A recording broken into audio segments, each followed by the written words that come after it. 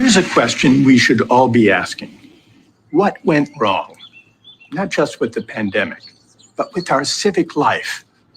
What brought us to this polarized, rancorous political moment? In recent decades, the divide between winners and losers has been deepening, poisoning our politics, setting us apart. This divide is partly about inequality. It's also about the attitudes toward winning and losing that have come with it. Those who landed on top came to believe that their success was their own doing, a measure of their merit, and that those who lost out had no one to blame but themselves. This way of thinking about success arises from a seemingly attractive principle. If everyone has an equal chance, the winners deserve their winnings. This is the heart of the meritocratic ideal. In practice, of course, we fall far short. Not everybody has an equal chance to rise. Children born to poor families tend to stay poor when they grow up. Affluent parents are able to pass their advantages on to their kids. At Ivy League universities, for example, there are more students from the top 1% than from the entire bottom half of the country combined. But the problem isn't only that we failed to live up to the meritocratic principles we proclaim. The ideal itself is flawed. It has a dark side. Meritocracy is corrosive of the common good. It leads to hubris among the winners and humiliation among those who lose out. It encourages the successful to inhale too deeply of their success, to forget the luck and good fortune that helped them on their way. And it leads them to look down on those less fortunate, less credentialed than themselves. This matters for politics. One of the most potent sources of the populist backlash is the sense among many working people that elites look down on them. It's a legitimate complaint. Even as globalization brought deepening inequality and stagnant wages, its proponents offered workers some bracing advice. If you want to compete and win in the global economy, go to college. What you earn depends on what you learn. You can make it if you try. These elites missed the insult implicit in this advice. If you don't go to college, if you don't flourish in the new economy, your failure is your fault. That's the implication. It's no wonder many working people turned against meritocratic elites. So what should we do? We need to rethink three aspects of our civic life: the role of college, the dignity of work, and the meaning of success.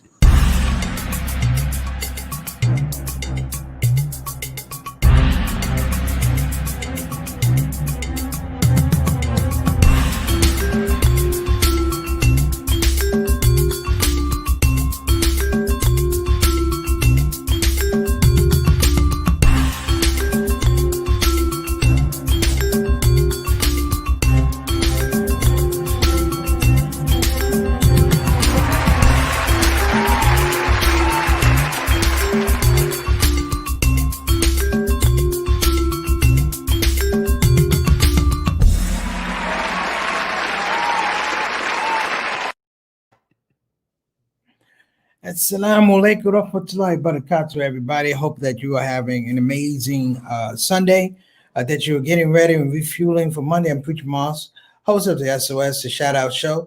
Like I said, I hope you're having a great day. And as well, I thought I would tease the show a little bit. That's what we call it, giving it a little tease. And I was sharing some information with a man who is quite amazing in terms of his idea. We'll talk about him a little bit later. But I just really wanted to touch on the fact that, that the whole idea of merit, and I'd say the innovating on merit. What we've seen as Brother Michael Sandel said, what we've seen lately is the ha-ha, if you will. It's the ha-ha, the hubris of merit as we talk to people. And it's beginning to become a lot more commonplace when you start hearing how people refer to uh, those that either don't have a lot, don't have enough, or don't have anything. Don't have a lot, don't have enough, don't have anything. Before I get into the talk, let me give a shout out. Anybody who's new coming on the show, God bless you. Appreciate you dropping by, giving us a little bit of time. If you don't mind, click the link button for subscribe. Also, a notification button if you like the show. Click the like button. That's important. As well, when you're on the shout out show, you are a person of value.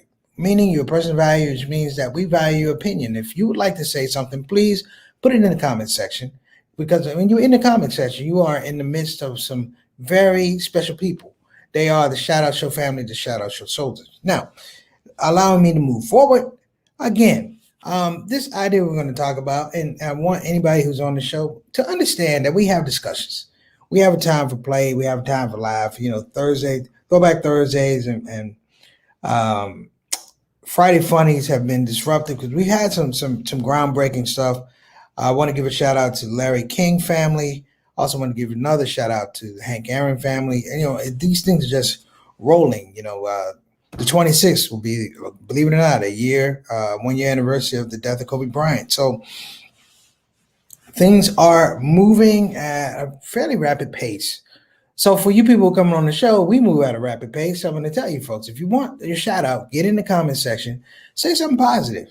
How is everybody? Hope everybody having a great day. Let me click that, put it on the screen, because that's a part of the vibe and the spirit. And I want to say the je ne sais quoi of the Shout Out Show. It's the people that make the show. I'm just the host. This is the platform, but it's your show. Okay. Shout out to all my brothers and sisters, the Shout Out Show regulars, the Shout Out Show family. We got to find a better name other than the Shout Out Show soldiers. Shout Out Show family I like, but we got to come up with another name other than the Shout Out Show soldiers, because we gotta send you people t-shirts or something, hoodies or something, because you can't just keep coming on supporting the show. Well, I gotta brand you for the show. I gotta brand you as regulars for this vehicle, because I love you and I appreciate you. So if you're tuning in for the first time, this is how it goes. These are stars in the building. First, we have Sister Sultana Whitfield, all the way from New Jersey, who is the consultant producer of the show. If you didn't know, you better ask somebody. She keeps the show moving, keeps the show grooving, and we appreciate her.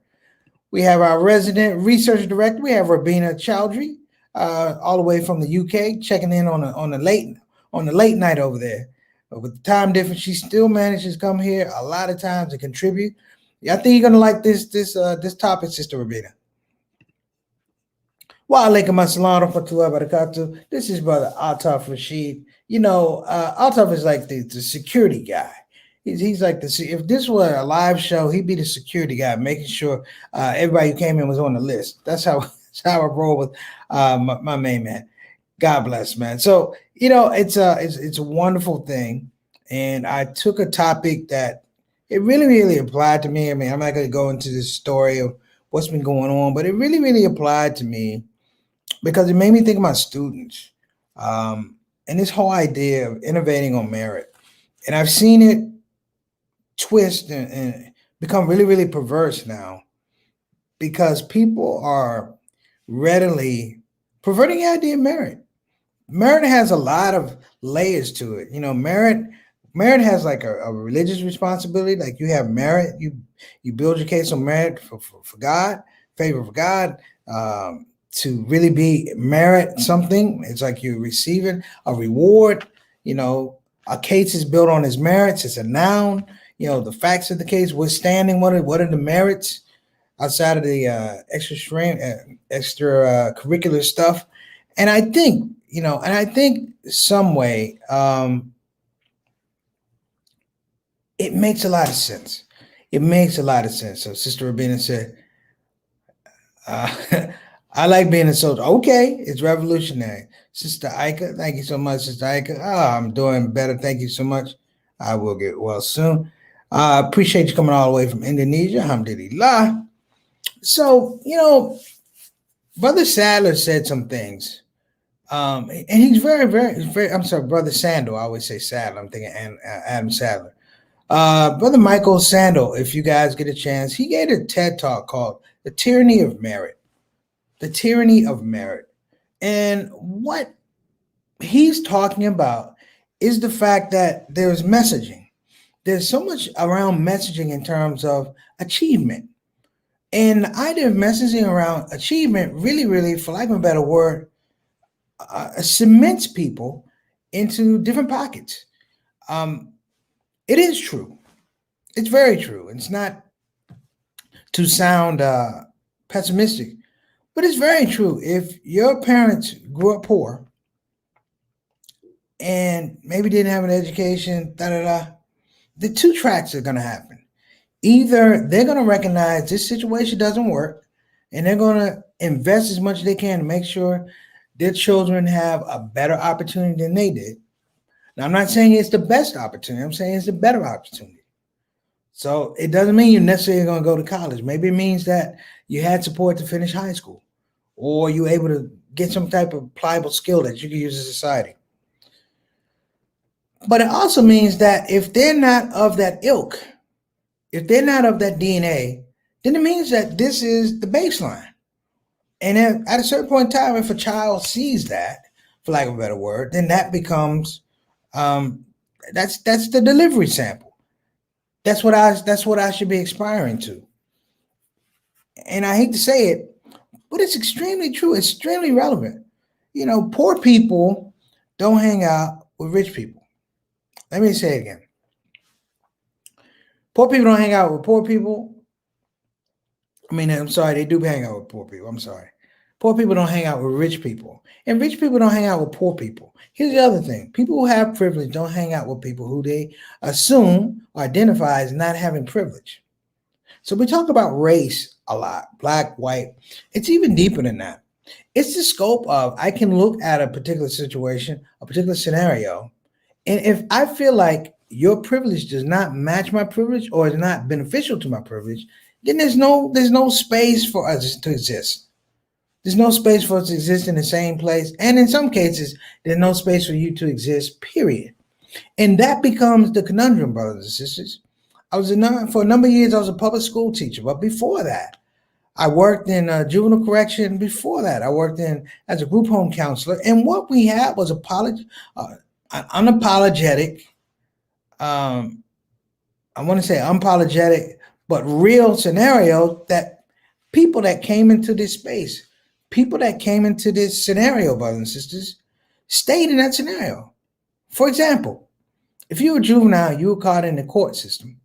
If you had spent a number of years in the court system, I'm saying more than 2 or 3 years in the court system, chances are you're going to stay in the court system after being an adult. I mean that. And it's not to be pessimistic, but I'm like, these are the facts that we have to be willing to look at. Even in our own religious community. In our own religious community, brothers and sisters, if our children see adults, particularly our parents, our moms and dads, if we see our adults not really honing themselves or developing a space for religiosity, not only religiosity, but religious practice and religious interpretation. Two different things, practice, interpretation. And in that space is where you creatively get to come to understand your religious identity. It's not forced. It's not pressed upon you. That space is the merit space for learning religious identity. If you don't have that merit space, brothers and sisters, then what's to keep the kids from running out on the street? What's to keep the kids in the house praying? If not praying, at least being observant that this thing of al-Islam is a very, very important thing. So throughout all the religious communities, Islam, Judaism, Christianity, we are losing our children because we have a false identification of religion and merit. The best story I ever heard when I became Muslim, the best story I took my shahada, and a brother walked over with me. He said, "You just took your shot." I said, "Yes, sir." He walked me over to the side of the masjid. He opened the door. He said, "Look out there." And I looked out in the street. He says, "Do you see any burning bushes out there?" And I said, "No." He said, "And there won't be any. Islam is hard work. Islam is hard work." Let me welcome Brother Eric to the show. Wa alaikum assalam wa rahmatullahi wa barakatuh, Brother Eric. Thank you so much for gracing us with your presence, sir. This is 2 times in a week, man. You're spoiling us, brother. You're spoiling us. Don't spoil me like that. I can't handle it. Got a question, Sister Rabina. Would you agree if merit is only associated with financial status to support an unfair societal system, then it would be prevalent because the infrastructure of the... Yeah. Well, that's the whole thing. When you talk about the elites, what makes them elite? The elites do things that elites do. There's not anything particularly special about what they do. The only thing that's special is that they do it in this vacuum. Say somebody gets an A in Harvard, right? Somebody gets an A in Harvard, but somebody gets an A in community college. What's the difference? It's the perception of which one is more prestigious. You got your A in an elite institution. Over here is the community college or the state school is not elite. Therefore, there's something questionable. Not so much questionable, but there's a different valuation, but you got it over here. And I think, I guess somebody jumped in. Oh, okay. This is my main man. My brother from Native Dean, Abdul Malik Ahmed, my main man. I am not afraid to stand alone, brothers and sisters. This brother is a star. You know, all the years I did entertainment working with the Muslim community, his team of Native Dean, they're like the Muslim version of the Whispers. And I don't mean singing. I'm talking about cohesiveness. This is what I'm talking about with merit right here. These brothers are like the Whispers. Let me tell you about the Whispers. The Whispers were a group of 4 guys, great singers, R&B group. One of the guys got locked up for stealing jewelry, went away to prison for like 2 years, 3 years. The members of the group looked at his contribution to the group, and for the next 2 years, whenever they performed, even though he wasn't performing on the show, they made sure that he got his fair share. He got his salary from the show just like he performed. They did that. And I remember seeing it on Unsung. The guy talked about it. He got really, really emotional. These guys understand that type of meritocracy. And you know, are the guys on the dean? They're called Native Dean. But are the guys like really practicing it? Yeah. It's good to be around them because these are the things that they produce. So innovating on merit at this point in time, let me tell you, what's going on, sister?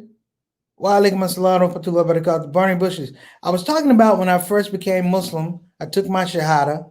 A brother took me to the side of the masjid, opened the door. He said, "Look out there." I looked out. He said, "Do you see any burning bushes?" I said, "No." He said, "And you won't. Islam is hard work." What he was saying was, I'm not a prophet. He said, and even the prophets don't get talked to by a guy like that. He said, what he was saying was, it's not going to be easy. You're going to have to learn your way. That's all he was talking about. Let me shout out my brother. Wa alaikum assalam wa rahmatullahi wa barakatuh. Johnny Thomas. Love it, brother. Love you, man. Thank you so much for coming on the show. And Sister Rabina said, religious connotation meaning an easily seen miraculous manifest. Oh, you killing it today, Sister Rabina. I'm not gonna say something. I couldn't say it better myself. I ain't say it at all. You said it. Thank you so much. You're right. Becoming Muslim does not mean you are a miracle. The religion is a miracle. You are a miracle. You're going to have to do your work. Abdul Malik, you got some love, man. See, people they know about Native Dean. So even this space, brothers and sisters, talking about innovating on merit, this is what's important now. We just had a very, very ugly, violent outgrowth of this twisting of merit,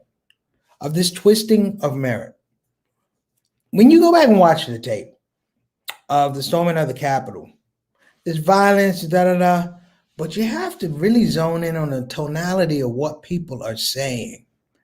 what people are saying.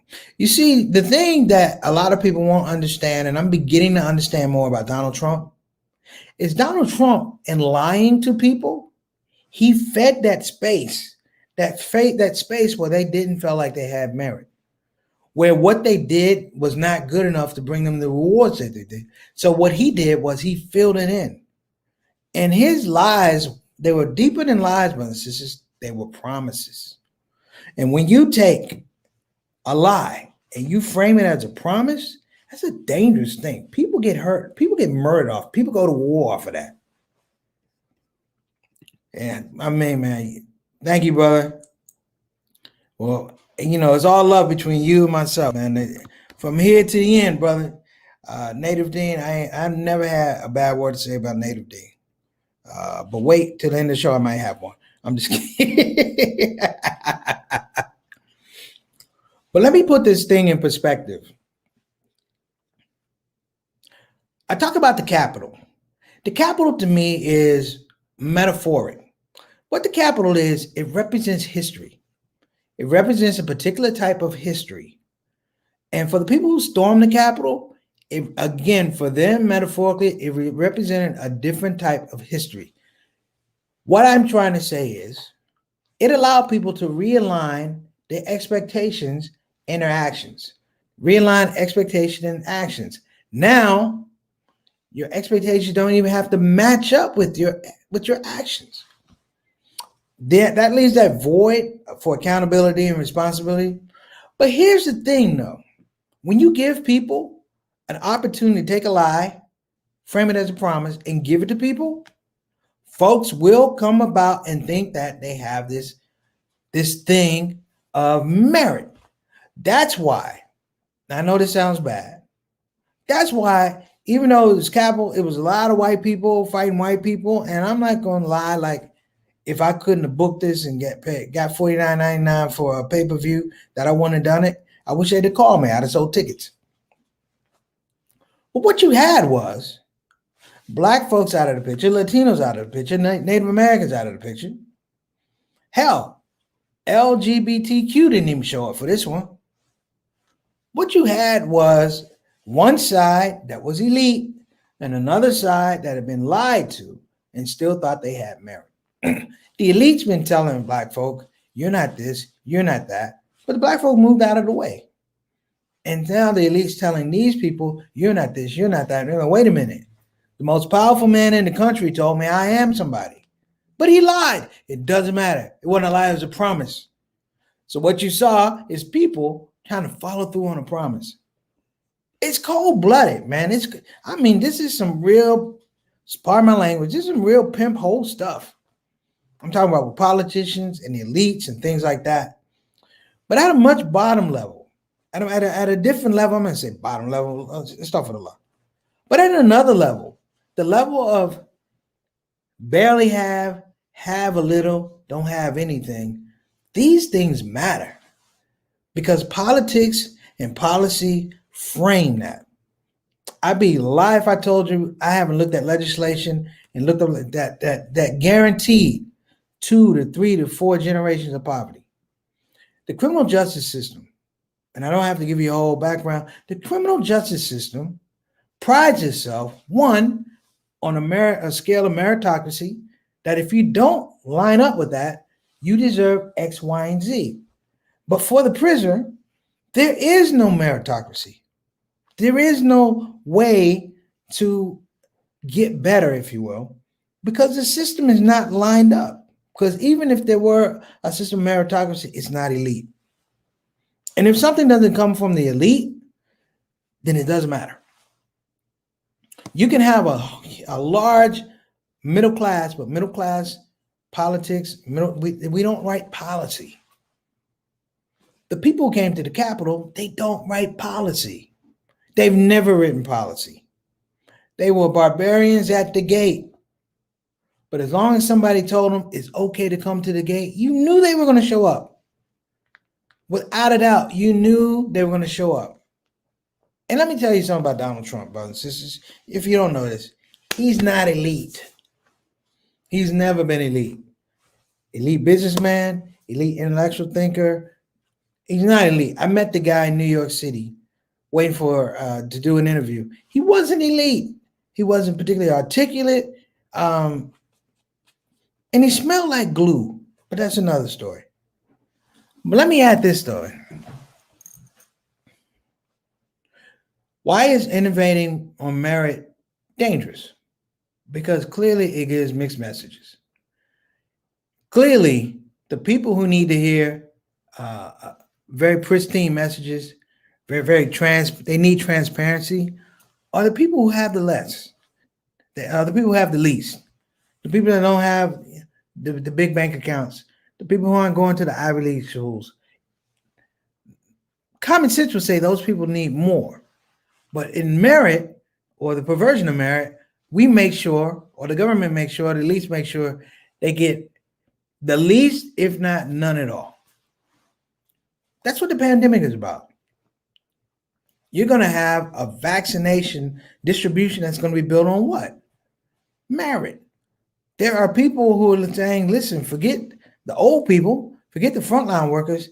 I got cash money, homie. And in that, some people are going to know I don't work that way. But they're going to, some people are going to go, yeah, come on with it. And I'm just saying that the perversion of this thing is getting deeper and deeper and deeper. So I know we have a new president, we have a new vice president, but they've never really been able to step to the mic and talk about this whole scope of meritocracy. And therefore, we have people who are going to continue to innovate. Y'all know it's two types of innovation. There's number one, truthful innovation in terms of expanding the human cause or helping the human cause or improving quality of life for people. And the other one is selfish. And the reason we don't talk about the other one because it doesn't look good. It doesn't look good. It doesn't play well in society.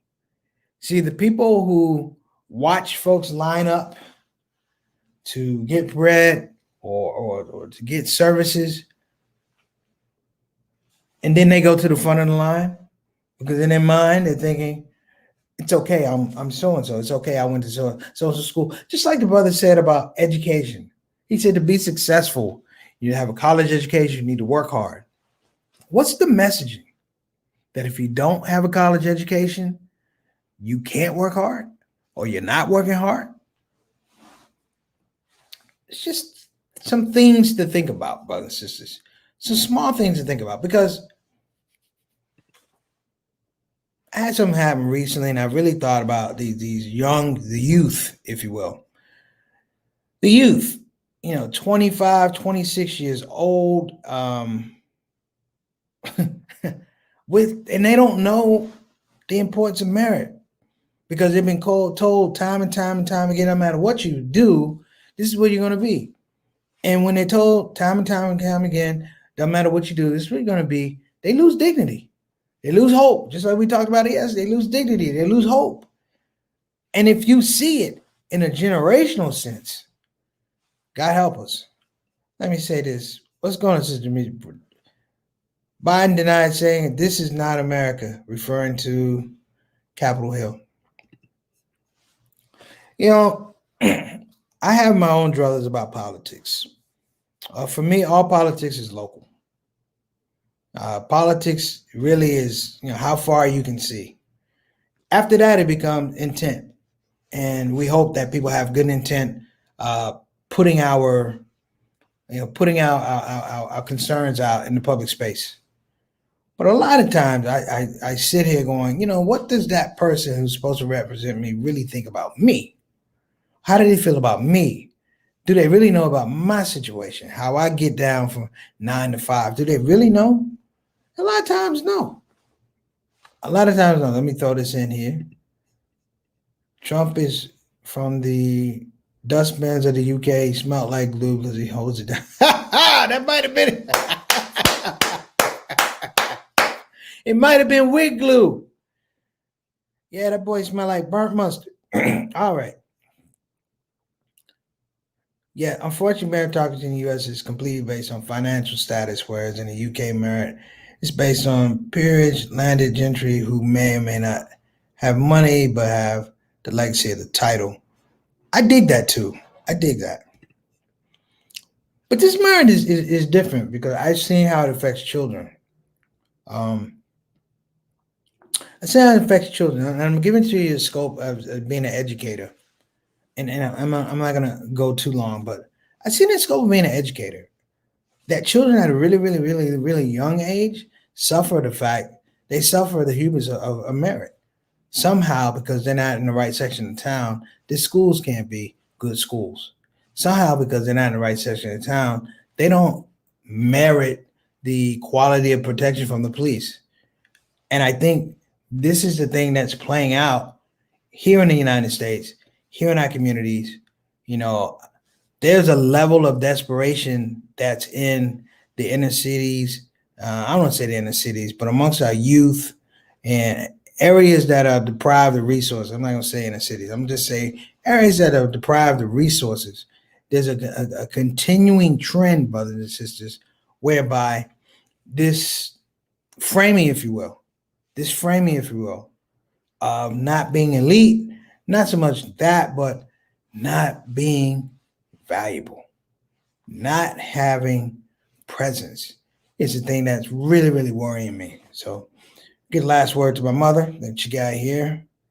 False sense of entitlement is fed by falsely feeding on stolen merit. I steal your accomplishments to make me feel more valued versus living by my own accomplishment. That's about ethics, Mom.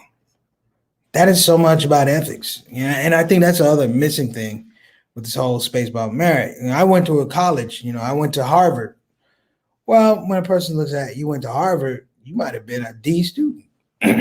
But what gets you over is you went to Harvard. I might have gone to PG Community College, and I'd have been a 4.0 student. But it's PG Community College. It's not Duke. It's not Princeton. It's not Yale. It's not Brown. It's PG Community College. I took the same courses, the same rigors, the same recommendations, same requirements.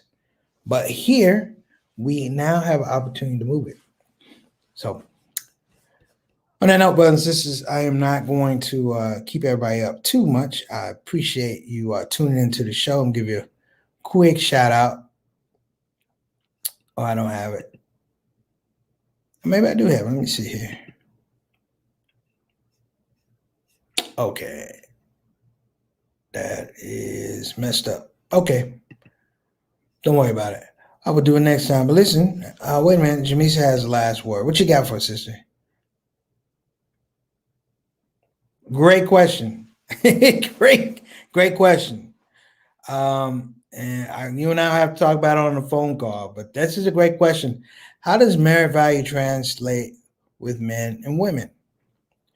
In religious tradition, and I'm not a scholar here, but there is a space in there about merit, but we're talking the aspect of jobs, we're talking about aspect of financial presence, status. So it's different, because it doesn't give you all the answers in the Quran. It gives you a base work. But it's interesting because in society, not so much religious society, but in society, there's been a thing whereby it's two sets of meritocracy for a man and a woman, same with black and white. And the only thing that changes that, Jamisa, I'll get out of here on that. The only thing that really changes that, brothers and sisters, is when you own the means of production. You own your own company.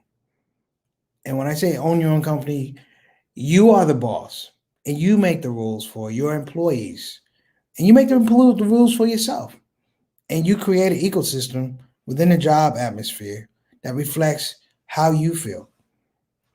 Like for myself, I've always said that it's vitally important for me to work and be my own boss because I never felt like I really catch a break with another boss. There was going to be, if I'm more creative than my peers, but I've got to wait my turn, there's a problem with that. But I wouldn't have a problem if one of my peers was more talented than I was. I wouldn't have a problem with that. But having to wait, and I'm rambling a little bit, so forgive me. But we have these artificial tiers in that make sure that meritocracy is skewed a certain way. So to answer your question, the way it works out with men and women is you have people who are confident in maintaining integrity and attaching ethic and work to merit, not giving up, not giving up merit just because I'm a man or denying it because she's a woman. You have to be able to frame that for yourself and just be real.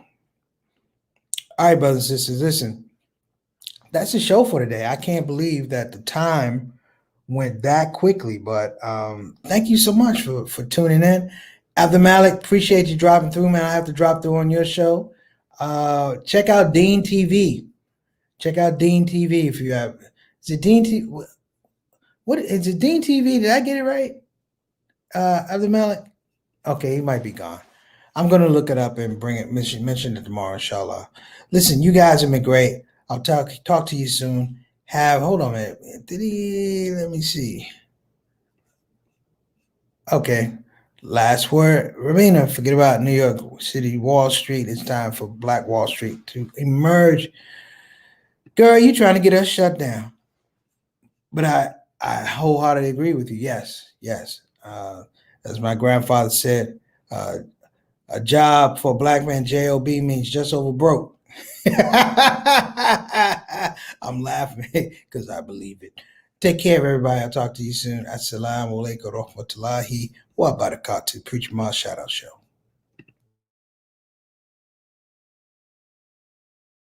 Hey everybody, this is your brother Preacher Moss. Listen, I hope that you enjoyed your ShOUT Show experience. We'll be back with the next show, the next ShOUT Show. A simple ask before you go, please help your brother out. Click that subscribe button, click that notify button, and I'll see you again on this side of the microphone. You probably wonder what that smell is. That's me. I smell good. And the reason I smell good is because I use oils from Tarif Altar. So I'm not saying you can't smell good. I'm not even saying you stink. I'm saying you have the opportunity to smell exquisite. Check out TarifAltar.com for some of the best oils and scents in town.